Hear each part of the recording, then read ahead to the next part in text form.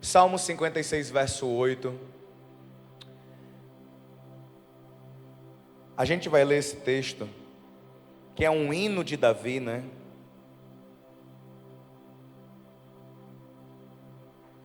Eu quero ler somente o versículo 8. Glória a Deus. Todos encontraram? Contaste os meus passos, quando sofri perseguições. Recolhes as minhas lágrimas no teu odre. Não estão elas inscritas no teu livro? No dia em que eu te invocar, os meus inimigos baterão em retirada. Uma coisa eu sei: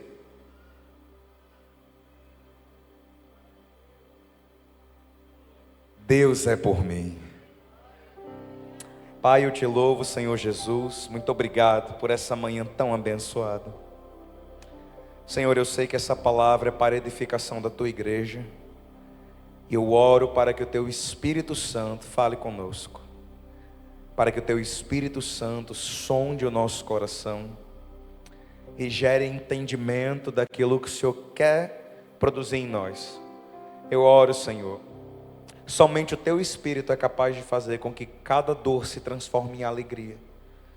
Então, enquanto nós estivermos aqui falando a tua palavra, que teu Espírito Santo vá trabalhando em cada coração que está aqui, dando de presente, Senhor Jesus, uma palavra rema, uma palavra revelada, teu coração para a tua igreja, dando aquela aplicação patenteada, exclusiva, que só o Senhor pode fazer. Fala conosco, em nome de Jesus. Todos dizem, queridos, Salmo 56, o Salmo de Davi. Davi relata um dos mistérios da fé. Cada lágrima derramada de um servo de Deus é recolhida pelo Senhor. Toda lágrima, sem exceção, derramada por qualquer motivo, é recolhida pelo Senhor. A Bíblia fala, no verso de número 8, que Deus conta os nossos passos quando sofremos perseguições. Quem melhor para falar de perseguição, para falar de prova, do que o próprio rei Davi? Ao olharmos para a vida de Davi, a gente vê o rei mais vitorioso da história de Israel.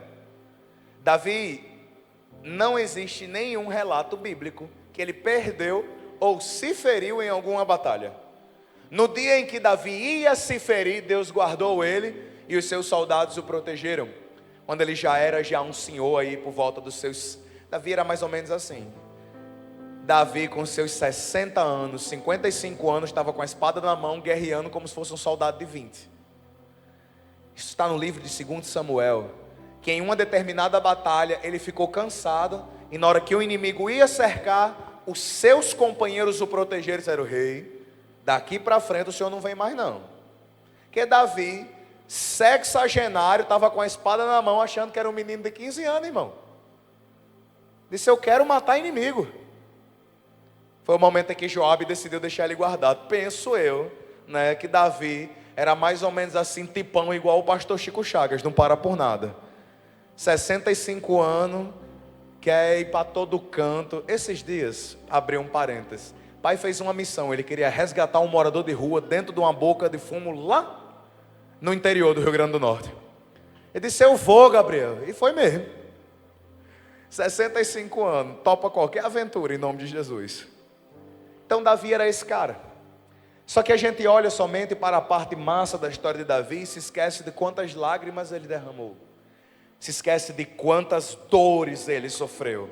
Por ser o rei mais vitorioso da história de Israel, também tem algo que faz parte da vitória: o sofrimento e a luta. Todo sofrimento, toda dor, ela faz parte da vitória. Quem está entendendo diz amém? Não existe vitória, não existe conquista, não existe triunfo se não vier acompanhado de uma prévia de sofrimento, de dor. Diga misericórdia. Seria muito bom se nós pudéssemos ganhar, se nós pudéssemos vencer. E eu não estou falando somente de batalha. Estou falando de batalha. Estou falando de sofrimento. Lágrima derramada. Tristeza no coração. Por várias vezes Davi teve que orar ao Senhor para que Deus curasse o coração dele. Para que Deus tratasse o coração dele. Porque a gente precisa fazer distinção entre as batalhas externas das batalhas internas. Davi enfrentou 2 tipos de batalha: externas e internas. E eu poderia colocar um terceiro tipo aqui: batalhas espirituais. Davi enfrentou batalha com o urso, com o leão e com o gigante. Mas Davi também enfrentou a batalha da rejeição, da solidão e do medo. Davi foi o rei que mais enfrentou batalha. Davi viu seu ídolo voltar-se para perseguir a ele. Para quem não sabe, Saul era o ídolo. Era o Neymar de Israel. Antes das cachaças. O ídolo da nação de Israel era Saul. Saul foi o primeiro rei da nação de Israel. E por ser o primeiro rei, ele vence os filisteus. Posteriormente, ele vence a Agag. Lidera Israel e torna Israel nação. Como assim, pastor Gabriel? Até então, Israel era povo. Povo. Era um bando de moradores que habitavam na terra. Só que não tinha nenhum representante. Espalhados por todo o território de Israel, havia juízes que se levantavam de maneira regional, e o último desses juízes foi Samuel. E o que era um juiz? Era aquele que tomava a decisão civil. Tivesse um irmão que tivesse uma causa contra outro, levava até o juiz e o juiz decidia. Tivesse que consultar a Deus, pedir a Deus uma orientação, levava ao profeta. Precisasse de um milagre, ia ao profeta. Eu quero que Deus derrame fogo, quero que Deus cure, quero que Deus faça milagre. Procura-se o profeta. Eu quero que Deus perdoe o meu pecado. Procurava o sacerdote. Eu tenho uma causa para julgar. Procurava-se o juiz e posteriormente o rei. Por que eu estou fazendo descrição desses 3 papéis? Juiz, profeta, sacerdote e rei. Era a organização social daquela época. Porque a Bíblia diz que Jesus Cristo é o ungido de Deus. No Antigo Testamento, ungido é quem recebe azeite em sua cabeça. Azeite. Como este em sua cabeça. Ungido para ser profeta, ungido para ser sacerdote, ungido para ser rei. Nessa função, o rei governava civilmente, ia à batalha. O sacerdote intercedia em relação a Deus. E o profeta operava milagre, dava revelação, dava direcionamento. Todo mundo entendeu? Diga amém. Qualquer uma dessas causas eu teria que procurar uma pessoa diferente. Só que a Bíblia diz, em Mateus capítulo de número 16, pela boca de Simão, filho de Jonas, quando Jesus Cristo pergunta: vocês, quem dizem que eu sou? Simão responde: tu és o Cristo, ungido de Deus. Quando Simão responde isso, tudo muda. Como assim, pastor Gabriel? Quando Simão disse que ele era ungido, Messias e ungido é o mesmo significado, escolhido, ungido de Deus, Simão estava dizendo: o Senhor é tudo o que eu preciso. Se eu preciso de um milagre, eu não preciso procurar um profeta, eu procuro Jesus. Se eu preciso de um direcionamento, eu não preciso ir a um profeta, eu procuro Jesus. Se eu preciso que alguém julgue a minha causa, vou levar para o pastor Gabriel, que é o pastor da igreja, e dizer: pastor, fulana disse que eu fedi a bode. Ele não precisa procurar o pastor Gabriel, você pode procurar Jesus, não é? Então todos os papéis foram colocados em Cristo. Ele é a plenitude. Olha para o irmão que está do seu lado, dá um sorriso lindo para ele e diga: você só precisa de Jesus. O Salmo 56, Davi, ele relata isso, de que diante de todas essas dores, ele encontrou em Senhor descanso. Por que eu estou falando disso? Porque Davi sofreu muito. Quando Saul ele surge como representante, rei, era o cara mais importante da nação.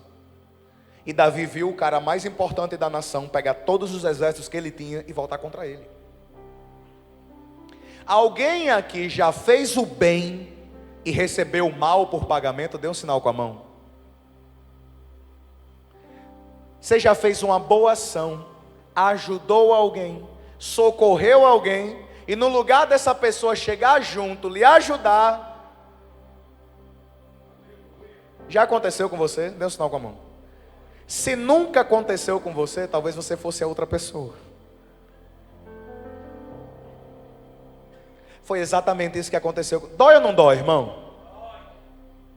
Quando a gente faz o bem e recebe maldade por pagamento, dói, não dói? Desce. Dá vontade de dizer: agora eu vou ser quem não presta. É ou não é? Porra, agora eu não faço mais o bem, eu vou fazer o mal, né? Bata a unção de ver de vingança no crente, de cangaceiro, justiceiro. Diz: fiz o bem, ela disse que eu não presto, pois agora eu vou mostrar quem não presta. Não faz nada. Faz nada. Aí fica dizendo: eu vou mostrar quem não presta. Vou acabar com a vida dela. Acaba não. Não faz mal uma mosca. É ou não é? Todas essas dores e angústias Davi passou. E nesse texto Davi diz que Deus sabe. Contastes cada um dos meus passos, quando sofri perseguições, e recolhe as minhas lágrimas no teu odre. Não estão elas escritas no teu livro? Olha que texto bonito. Na Bíblia a mensagem diz assim, a tradução a mensagem: tu observastes atentamente cada movimento meu nas noites de insônia. Olha aí. Depois dá uma olhada nesse versículo, Salmo 56:8, na Bíblia a mensagem. Tu observastes atentamente cada movimento meu nas noites de insônia. Cada lágrima foi registrada no teu livro. Deus sabe da dor do nosso coração. O nosso erro é achar que Deus não conhece. Esse texto mostra que Deus sabe todas as nossas dores, nossas tristezas, nossas aflições. Conhece melhor do que nós mesmos. Deus conhece melhor você do que você mesmo. Sabia disso? Você não se conhece tão bem quanto você acha que se conhece. Deus conhece você melhor do que o seu próprio marido conhece você, do que a sua própria esposa conhece você. Sabia disso? Deus sabe como você age, por que você age e quando você age. Eu não faço a mínima ideia do que você vai fazer amanhã de manhã, mas Deus sabe o que você vai fazer, como você vai fazer, onde, quando você vai fazer. Deus sabe. E por que isso é importante?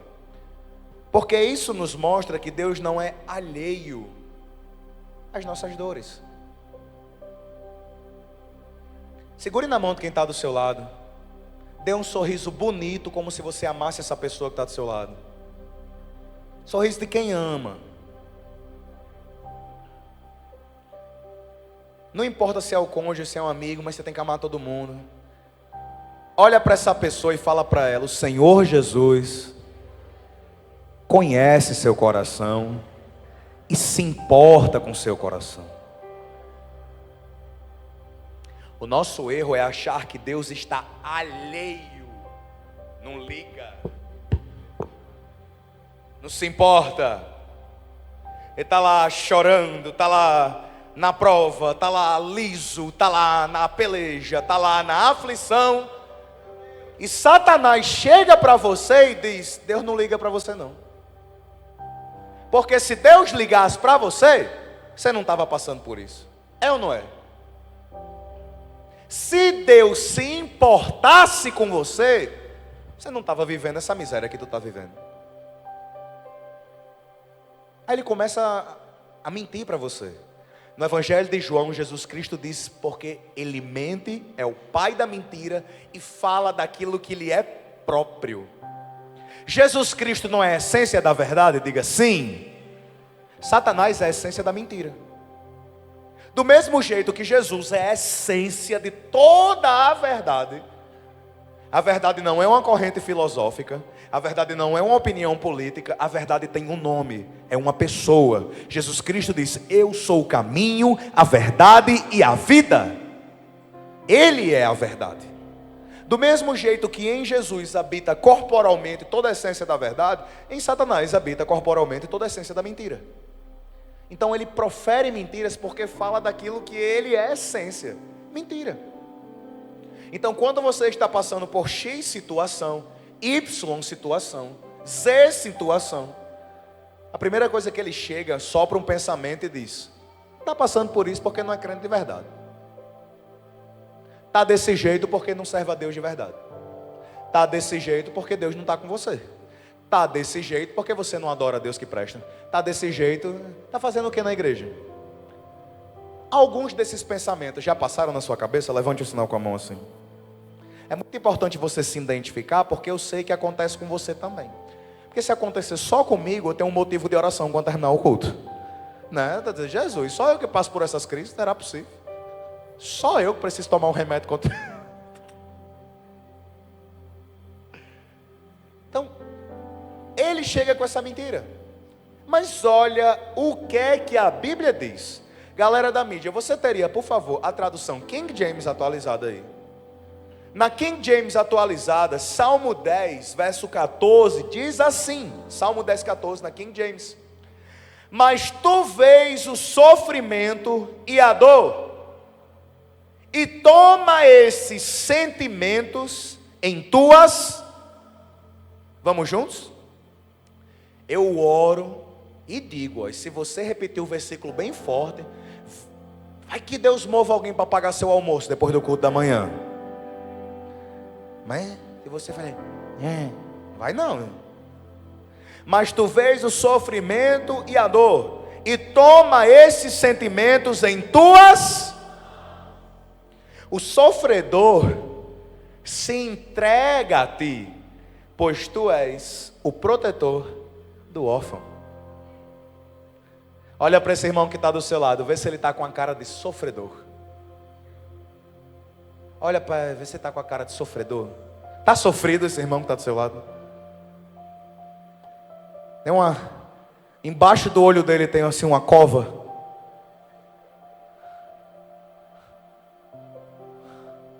Sofrido, né? Triste, abatido, manco. Misericórdia, pastor Gabriel. Cheguei nesse culto de domingo, pastor, igual o coxo. Cheguei mancando, né? No Salmo 10, 14, a Bíblia diz que Deus vê e toma esse sentimento nas mãos dele. Então todos os nossos sentimentos, nós temos a escolha de entregá-los a Ele, ao Senhor. Deixa eu dizer uma coisa para você, e quero que você olhe para cá e tome posse disso. Ninguém é capaz de odiar orando.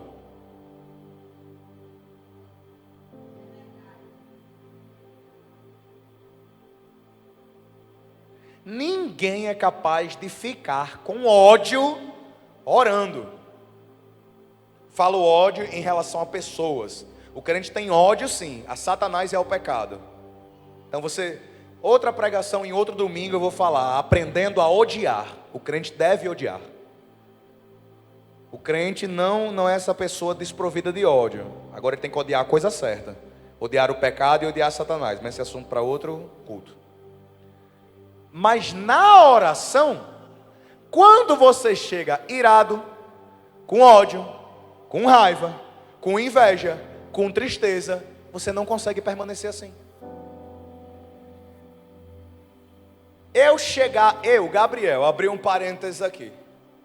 Na minha cabeça de pastor, é para ser fácil servir a Deus.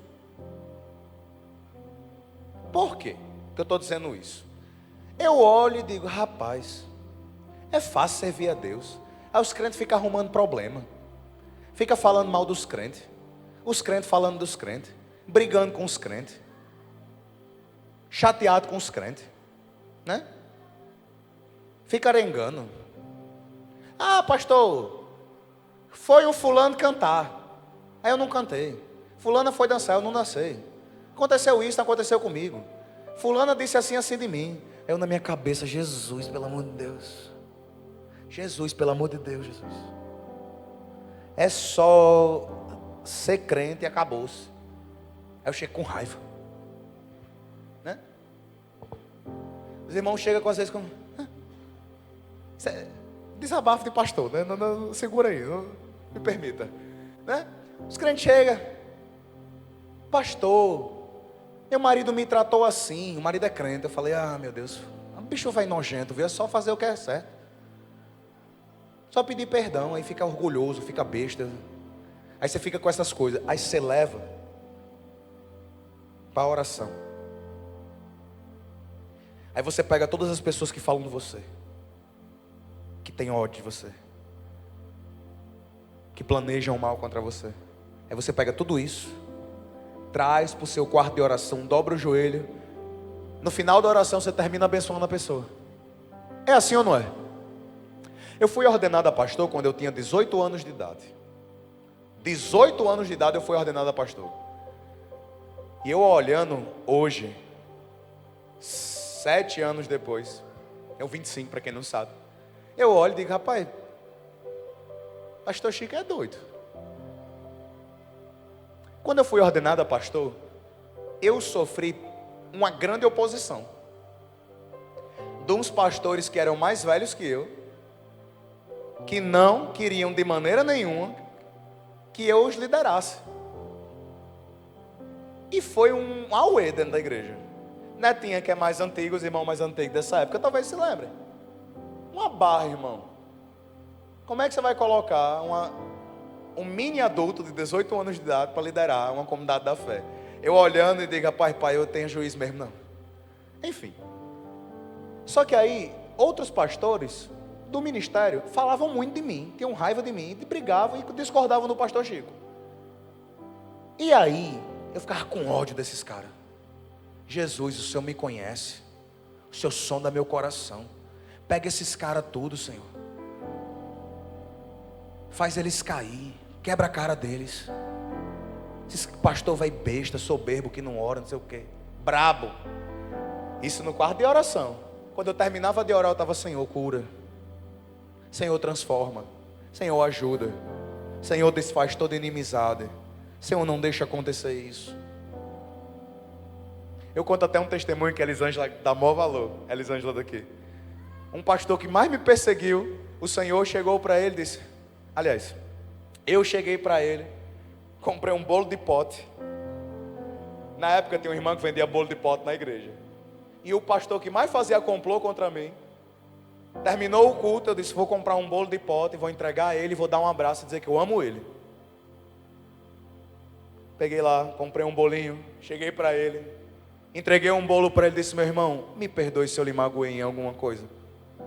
E eu queria dizer que não queria que existisse nada contra a gente. Pedi perdão, orei, dei um abraço nele e fui embora. Ele ficou segurando um bolo de pote assim. Fui embora. Quando eu fiz isso, meu coração...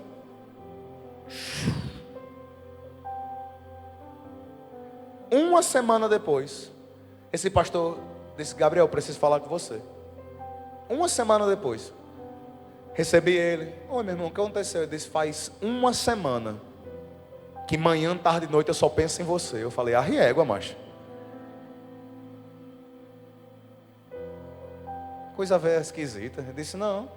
Desde aquele dia que você me deu um abraço, pediu perdão, que todo dia eu penso em você e Deus manda eu orar por você. Por quê? Eu já sabia pelo que. Por quê? Ele disse, porque eu fazia isso com você. Falava mal de você, dizia que você era um menino, que era irresponsável, tal e tal coisa. Começou a dizer tudo que ele fazia, eu já sabia. E eu na hora, é mesmo, você fazia isso?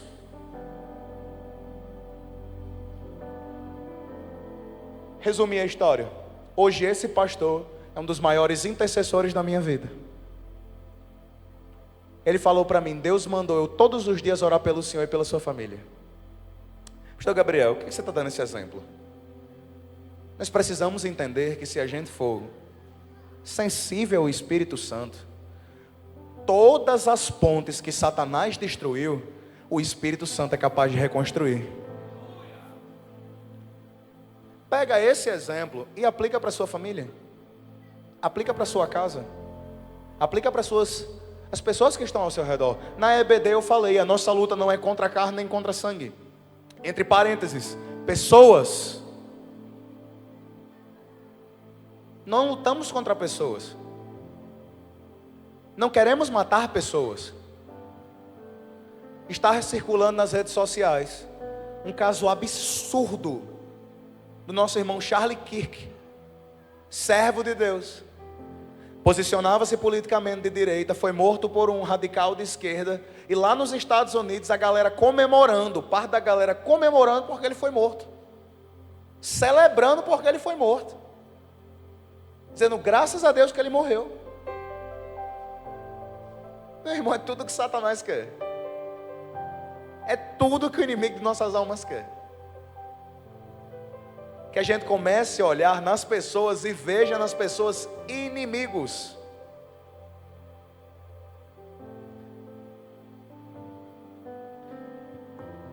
Satanás quer que você olhe para todos os seus relacionamentos e você veja pessoas como seus inimigos. Quantas pessoas você já ouviu dizer, eu estou lutando no meu casamento, batalhando no meu casamento? Casamento se tornou luta, porque o marido é inimigo.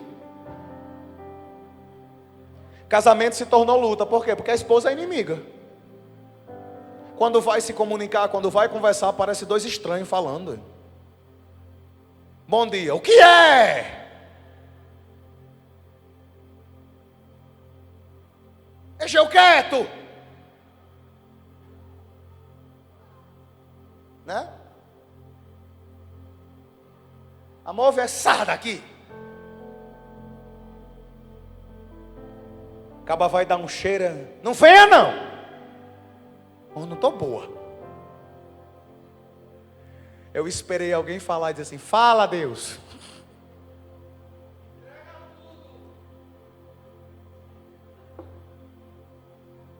Porque os nossos relacionamentos são alvo de ataque. Só que Davi descobriu que a luta dele não era contra Saul, era contra os inimigos do povo de Deus. Davi nunca batalhou contra o seu próprio exército. Nós somos um povo, infelizmente, né? Somos um povo que infelizmente batalha contra o próprio exército. Pastor Gabriel, tem igreja que é ruim? Tem pastor que não presta? Tem igreja que era melhor que não existisse? Eu não vou falar contra o reino. Batalhando contra o exército, irmão. Para quê? Tem tanto lugar para a gente investir, tanto lugar para a gente dedicar as nossas forças e as nossas energias, e a gente está... Esses dias chegou uma irmã aqui para mim, falou após o culto e disse, pastor Gabriel, ore, porque todos os jovens da igreja X estão vindo para cá. Eu falei, misericórdia, vou orar por isso não. Pastor, o senhor não vai receber os jovens? Eu falei, não estou dizendo isso não. Agora eu não quero que a Pão da Vida cresça secando outras igrejas não. Você já viu como o inferno é cheio? Ela ficou olhando assim para mim e disse, pastor, você já viu como o inferno é cheio? Está cheio de gente lá. É só ir lá buscar e trazer para cá. Nós precisamos entender contra qual é a nossa luta. Deus conhece a dor do nosso coração, Deus sabe exatamente e nos traz luz para o nosso entendimento. Mas vamos lá, vamos ser práticos. Deus vê a nossa dor, a gente já sabe. Deus revela que não estamos sozinhos, a gente já sabe que Deus está conosco. Não tem o Salmo 56, lá no verso de número 9, quando Davi disse: uma coisa eu sei, Deus é por mim. Repita assim comigo: uma coisa eu sei, Deus é por mim. É top, né? Frase de Instagram. Uma coisa eu sei, Deus é por mim. Então, Deus sabe tudo que nós temos, que fazemos. E agora eu chego à conclusão dessa mensagem. Deus transforma tudo aquilo que passamos em alegria. Deixa eu dizer uma coisa para você, olhe para cá. Deus é o único que é capaz de transformar um luto em alegria.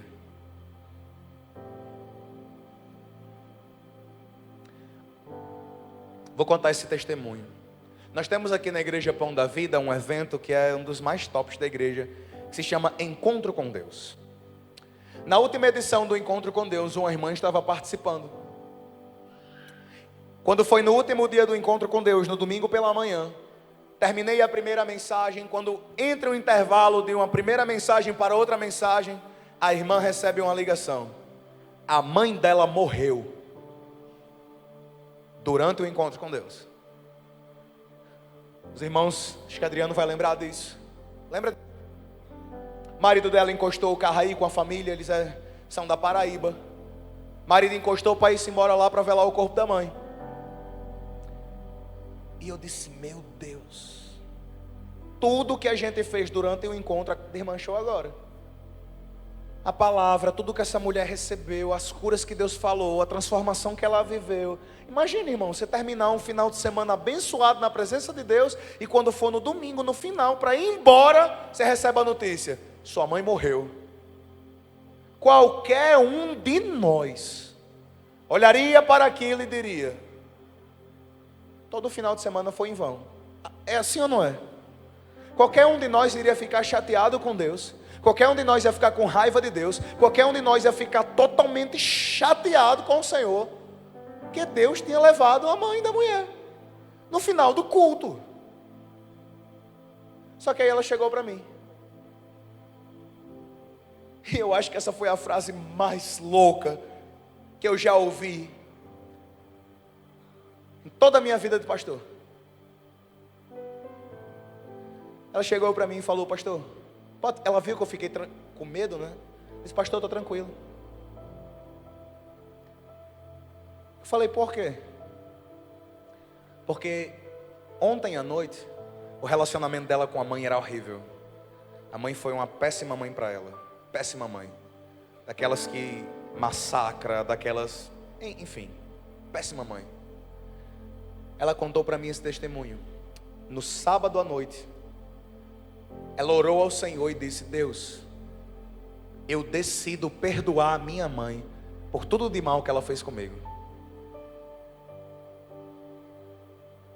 Quando foi domingo pela manhã, uma das pregações, ela tem um tema que é cura. Quando foi no momento da oração de cura, ela reafirmou a oração e disse: Senhor, eu hoje de verdade decido perdoar a minha mãe por tudo que ela fez comigo. Quando terminou a ligação, a mãe dela faleceu.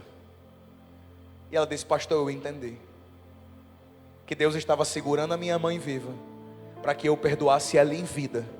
E agora que eu perdoei, Deus levou ela para si. Eu falei: meu Deus. Ela falou: pastor, estou em paz, estou contente, estou alegre. Como que Deus pega um luto como esse e transforma em contentamento, em alegria? João capítulo 16, verso de número 20. Nova Almeida atualizada, galera da mídia. Em verdade lhes digo. João 16 e 20. Em verdade lhes digo, que vocês vão chorar e se lamentar, mas o mundo se alegrará. Vocês ficarão tristes, mas a tristeza de vocês se transformará em alegria. Você pode dar um glória a Deus? O choro pode fazer parte da vida do cristão. O luto pode fazer parte da vida do cristão. A ansiedade pode fazer parte da vida do cristão. Mas a partir do momento em que nós nos tornamos reféns e submissos ao Espírito Santo, tudo aquilo que nos faz chorar hoje, amanhã Deus será capaz de fazer isso sorrir. É top. Se eu parasse aqui para contar cada testemunho que eu já ouvi em relação a esse tema, você ficaria de queixo caído. Um é dessa filha que teve o luto da mãe. Neste mesmo encontro com Deus, teve um pai que estava brigado com Deus, porque o filho morreu, de uma hora para outra. Ele chegou no encontro com Deus, brigado com Deus, com raiva de Deus, porque o filho era crente, de uma hora para outra, teve um mal súbito e faleceu. Teve uma parada respiratória e morreu. E aí no encontro, ele abriu o coração e disse: a culpa do meu filho ter morrido é minha. Eu falei: isso é mentira de Satanás. Para resumir, Deus pegou a circunstância do luto do filho dele e usou isso como ponte para fazer ele voltar para o Evangelho. Hoje ele está servindo a Deus. Não estou entendendo onde é que você está querendo chegar. Aquilo que fez você chorar, aquilo que fez você sofrer, aquilo que magoou o seu coração, somente Deus é capaz de pegar isso, a mesma coisa. Deus não precisa mudar a circunstância, Deus muda seu coração. Quem está entendendo diz amém. Muita coisa que você ora para Deus mudar, para Deus transformar, a circunstância vai se manter igual, mas o seu coração será outro. Isso faz toda a diferença. Os psicólogos dão um termo, e eu fico meio chateado quando a galera das ciências pega os termos da Bíblia, porque isso é João 16 e 20, mas os psicólogos chamam isso de ressignificar a dor. Não tem nada a ver com ressignificar, porque você não é capaz de fazer isso. Quando você ressignifica a dor, reinterpreta a dor, aquilo ainda continua lhe ferindo, ainda continua lhe magoando. Aí você vai suportando, você vai lidando, você vai tentando para se tornar uma pessoa mais evoluída. Mas quando Deus transforma em alegria, todo o seu sofrimento se torna testemunho para a honra e glória de Deus. Se algo te fez chorar, se algo te fez sofrer, confie que isso será colocado na mão de Deus e Ele vai transformar. Vamos ficar de pé para a gente orar e encerrar. Aleluia.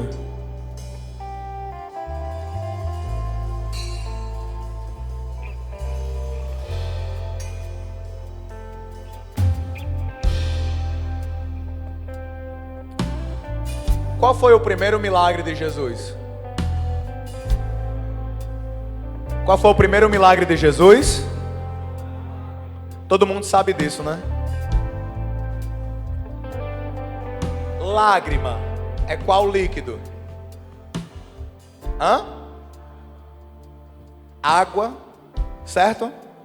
Acho que ninguém aqui fez igual a Jesus. Ninguém nunca chorou sangue não, né? Todo mundo chora lágrima, né? Água, né? Quando a Bíblia fala que o Senhor vai transformar a tristeza em alegria, você tem que se lembrar da promessa lá do Salmo. No Salmo 56, 8, diz que o anjo recolhe no odre todas as nossas lágrimas. Qual foi o primeiro milagre de Jesus? Água em vinho. Pegou, não pegou? Você pegou, não foi, Enéas? Você enche o odre, enche o vaso de lágrima, pega o vaso cheio de água, de lágrima, e entrega para Jesus. Aí do mesmo jeito que acontece em João 2, Jesus ora, estende a mão e devolve o vaso para você. Quando você vai olhar para o vaso de novo, não é mais lágrima que tem lá dentro, é vinho. Vinho simboliza o que na Bíblia? Alegria.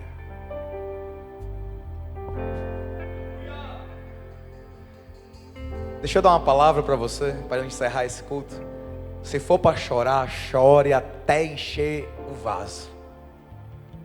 Não encha pela metade não. Derrame mesmo. Encha.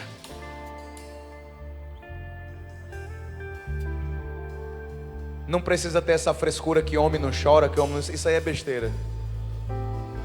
Tem nada a ver. Encha o vaso. Deixa ele transbordando de lágrima. Encha as talhas. Aí você vai pegar isso, você vai entregar. Jesus. Aí ele vai colocar a mão. A Bíblia diz: o vinho que alegra o coração, o azeite que dá brilho ao rosto e o pão que sustenta as forças, é o que o Senhor tem para você. Salmo 104:15. O vinho que alegra o coração, o azeite que dá brilho ao rosto e o pão que sustenta as forças. Se Deus é capaz de transformar as nossas lágrimas em vinho, Deus é capaz de transformar toda a nossa tristeza em alegria. Vou encerrar com a frase de Agostinho de Hipona. Agostinho de Hipona tem uma frase que ele diz: Deus jamais permitiria o mal se não fosse capaz de transformar todo o mal em bem. Deus jamais permitiria o mal se Ele não fosse capaz de transformar o mal em bem. Pastor, explica. Aquela dor, aquele trauma, aquela sua intriga com seu pai, aquela sua raiva que você tem dos seus irmãos, aquele patrão chato que feriu você, aquele funcionário que saiu brigado com você. Abre aspas, abre parênteses aqui. Tem muitas pessoas que não estão com as finanças abençoadas porque ainda estão intrigadas com pessoas no seu ambiente de trabalho.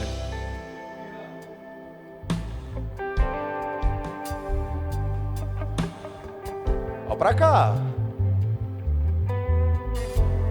Você que é patrão, você que tem funcionário, será que algum funcionário saiu da sua empresa lhe odiando, praguejando você? E você diz: pastor, tem nada, ele é o funcionário do capeta. Eu dei baixa na carteira dele e quem assinou foi Satanás. Ô funcionário ruim do cão, pastor.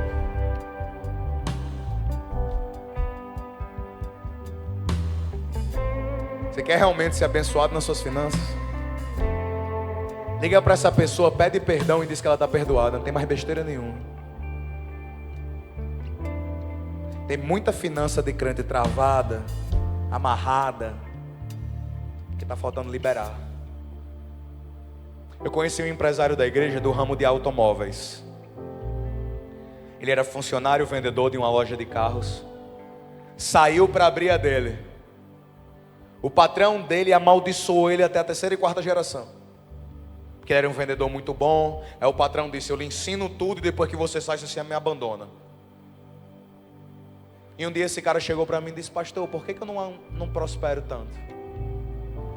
Eu falei: comece o relacionamento com fulano. Eu conheci a história. Ele disse: pastor, ele me odeia e eu sou recíproco. Eu falei: liga para ele, refaz a amizade. Ele disse: não, pastor, eu não fiz nada de errado. Eu falei: e daí? Ele disse: pastor, se eu fizer isso, as coisas mudam. Eu falei: testa. Quando terminou o culto, veio a segunda-feira, a primeira coisa que ele fez, ligou para o Beltrano: Beltrano, aqui irmão fulano, diga, estou passando aqui para dizer que queria lhe pedir perdão, porque a maneira como eu saí daí não foi legal, e tal, e tal, e tal. Quando ele fez isso, por mágica, começou a vender carro.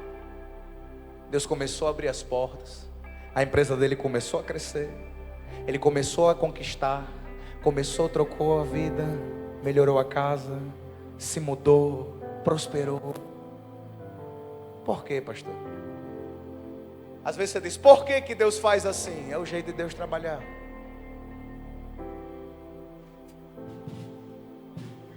Deus não abençoa quem não é capaz de perdoar.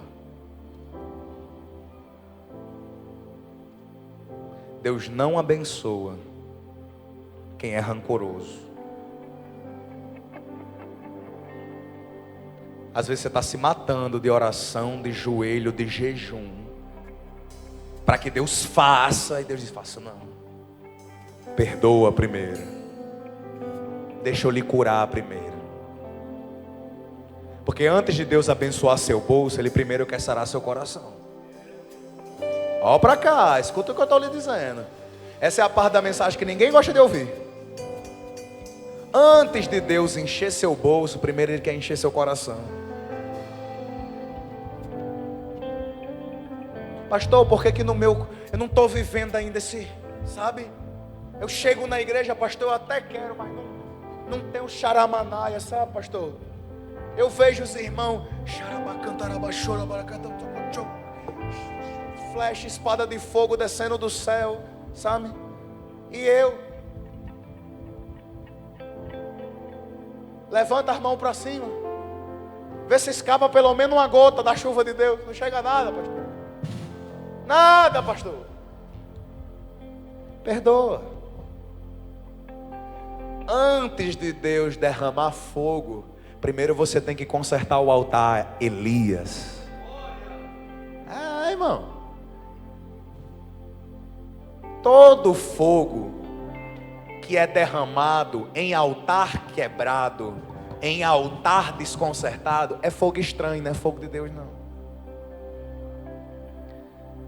Às vezes está precisando você, deixar Deus transformar.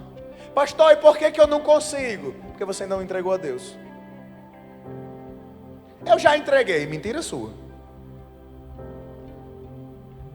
Deus é capaz de perdoar fulano? Sim ou não?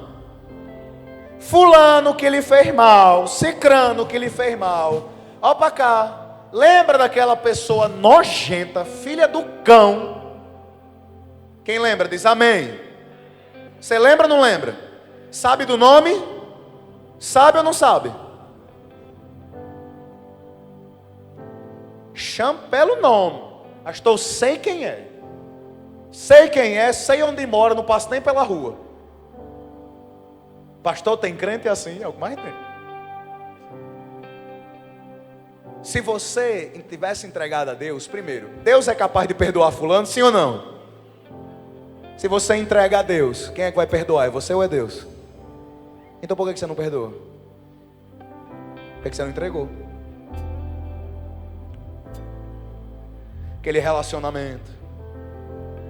Eu conheço casais que estão em novos casamentos, mas o novo casamento está horrível, porque um dos cônjuges não liberou perdão para o ex. Às vezes é a mulher que não consegue se relacionar com o esposo agora, porque o ex-marido fez a vida dela um inferno. Às vezes é o homem. Não é vida abundante. Não é vida abundante. Pastor Gabriel, como assim? Deus quer que você viva feliz no seu casamento. Se você quer, diga glória a Deus. Deus quer que você prospere nas suas finanças. Se você quer, diga glória a Deus. Meu irmão, leia Deuteronômio capítulo 28. Veja as bênçãos prometidas de Deus. Deus diz: eu vou lhe dar o mel puro da rocha. Deus diz: você nunca terá falta de nada. Deus diz: eu vou encher os seus celeiros, vou encher os seus lagares. Em Levítico o Senhor promete, no capítulo 26, e diz: você vai ter que jogar a colheita velha fora, para que dê lugar à nova. Traduza, pastor, para mim. Lembra que o povo era agrícola. Deus estava dizendo: você vai ter que queimar nota pequena para dar lugar à nota grande. Que doideira! Deus, pastor, traduza. Nova tradução Gabriel da linguagem de hoje. Levítico, quando o Senhor fala: joga a colheita velha para dar lugar à nova. Deus estava dizendo: tira as notas de 2 da carteira para eu botar de 100 e de 200. O povo era agrícola. Deus estava dizendo: queima o trigo velho, joga o trigo velho fora, porque eu tenho algo novo para você. Essa é a vida que Deus tem para nós. Por que não vivemos, pastor? Feche seus olhos, deixa eu orar por você.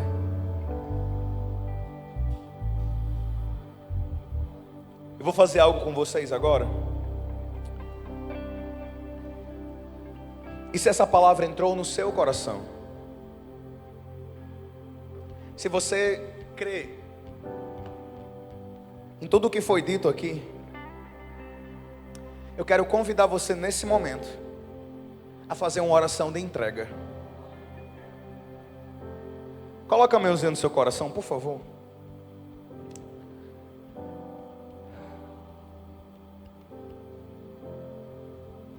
Isso é para as pessoas que têm alguma dor em seu coração.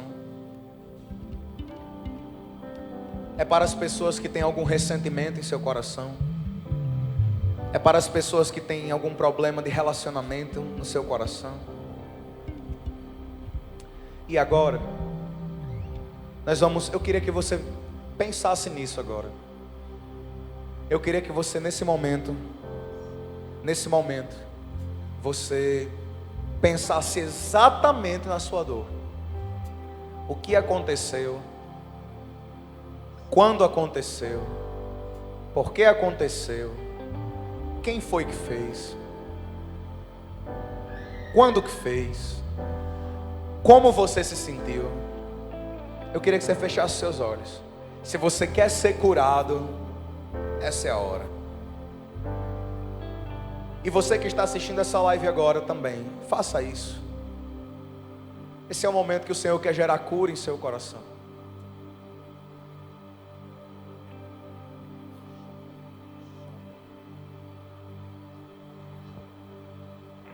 Pai, eu oro agora, Senhor Jesus.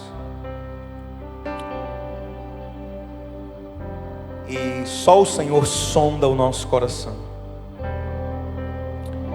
Só o Senhor conhece. Só o Senhor sabe. Deus, eu não sei, pelas circunstâncias que meus irmãos passaram, mas o Senhor sabe todas as coisas. O Senhor sabe, meu Deus, tudo aquilo que angustia, tudo aquilo que dói, tudo aquilo que fere, tudo aquilo que magoa, Senhor, o Senhor sabe. Coisas que os meus irmãos jogaram para debaixo do tapete, guardaram numa gaveta. Eu vou me esquecer disso daqui, vou me esquecer desse papel, vou me esquecer dessa causa, vou me esquecer dessa pessoa. Senhor, quantas pessoas estão aqui? Quantas pessoas? Oh, Jesus. Ponte sobre as águas como abrigo. Oh, Jesus. Forte, meu Deus. Flecha que acerta o alvo. Eu quero ser usado da maneira que se agrade qualquer hora e em qualquer lugar.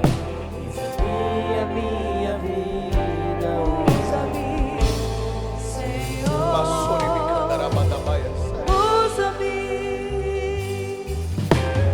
Sonda-me, Senhor, que me conhece. Quebranta o meu coração. Transforma-me conforme a tua palavra. Enche-me até que se ache só a ti.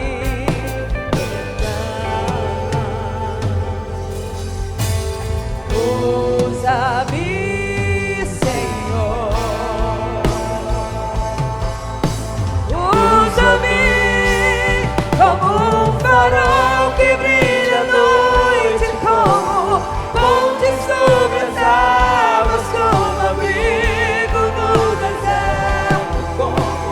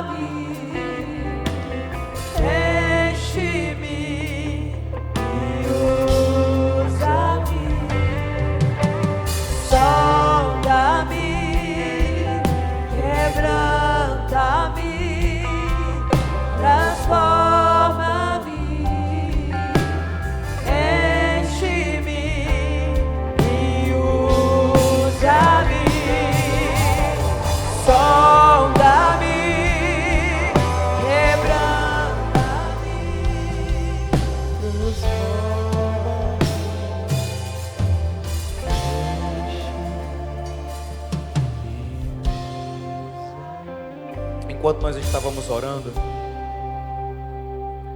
o Senhor me deu uma palavra de conhecimento. E o Senhor me disse que tem alguém aqui que enterrou uma pessoa viva em sua vida. Você matou uma pessoa viva em sua vida. Você disse: morreu para mim. Eu não sei em que área é, não sei que grau de parentesco é, mas o Senhor está dizendo para você que o Senhor está liberando no seu coração o poder e a graça para perdoar.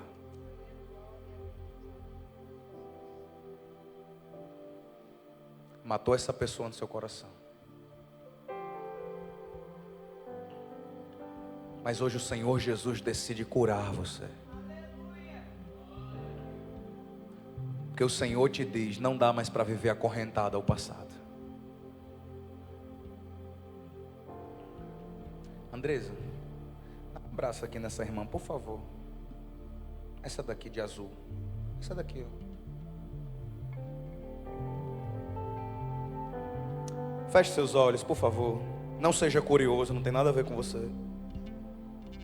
Feche seus olhos. Espírito Santo de Deus, eu oro agora, Senhor,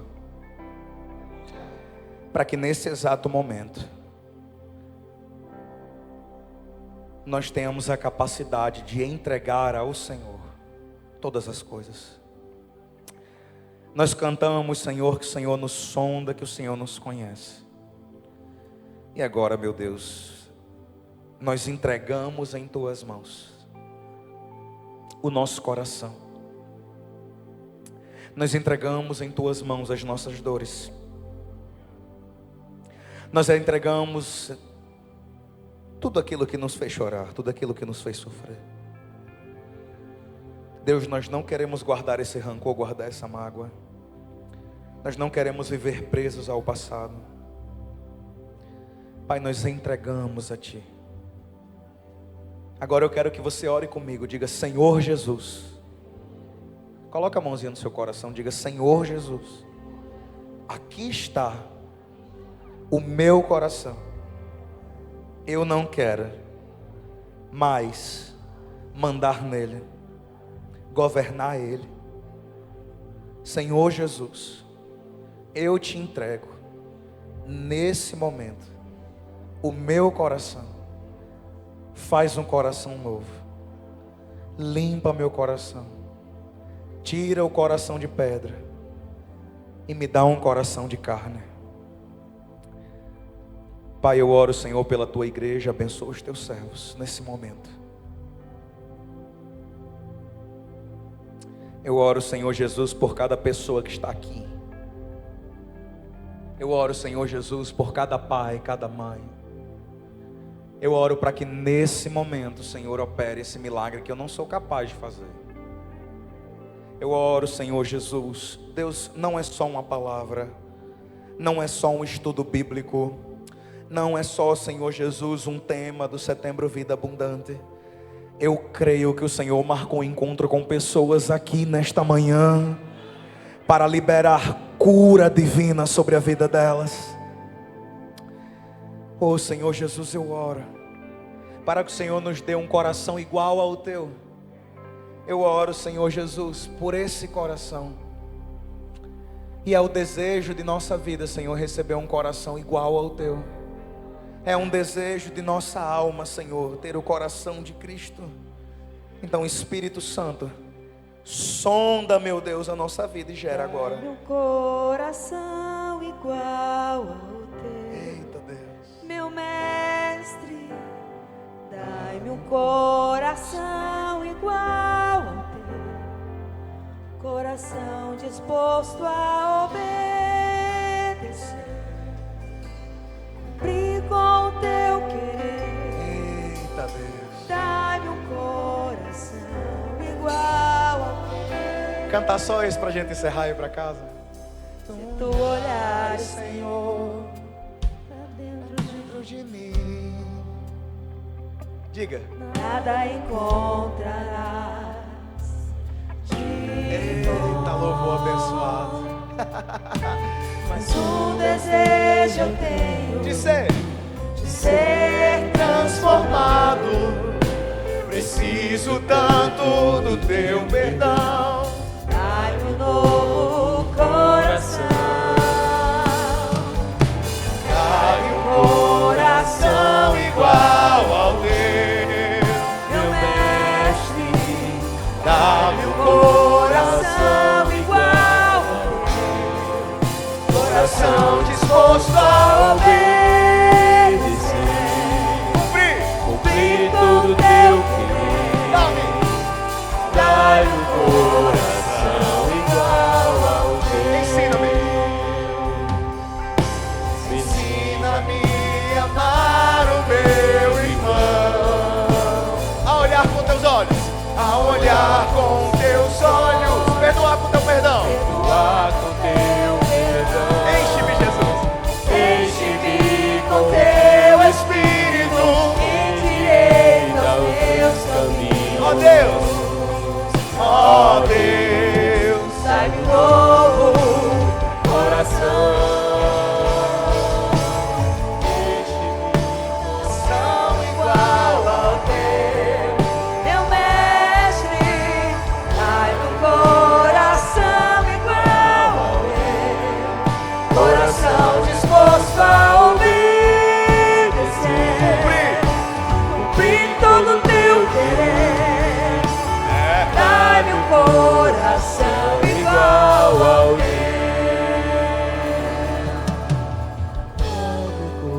E bora fazer um encontro com Deus em outubro, bora? Queridos, deixa eu abençoar você. Estenda sua mão. Obrigado a vocês que vieram, que ficaram até aqui. Eu sei que nós passamos do horário um pouquinho, não é o costume do domingo pela manhã, mas eu tenho certeza que o Senhor falou com você. Se essa palavra tocou o seu coração, transformou o seu coração, ao sair daqui você vai ter uma atitude prática. Não vai ficar só em você não. Toma uma atitude. Vai resolver teus BO lá fora. Que o grande amor de Deus... Oi? Qual o aviso? Não, depois eles olham no Instagram. Depois eles olham no Instagram. Os avisos eles olham lá depois. Que tarde da hora. Valeu. Os avisos eles olham no Instagram. Pão da Vida Mossoró. Obrigado, Max, é uma benção. Que o grande amor de Deus, a graça do nosso Senhor e Salvador Jesus e as maravilhas do Espírito Santo seja com todo o povo de Deus, hoje e sempre. A igreja diz: aplauda o Senhor Jesus. Deus abençoe, uma boa semana. Muito obrigado por ter vindo adorar conosco. Essa foi mais uma mensagem do Setembro Vida Abundante. Como Deus transforma tristeza em alegria. A você que acompanhou a gente online, através do YouTube, eu oro para que Deus tenha falado com você. Deus te abençoe.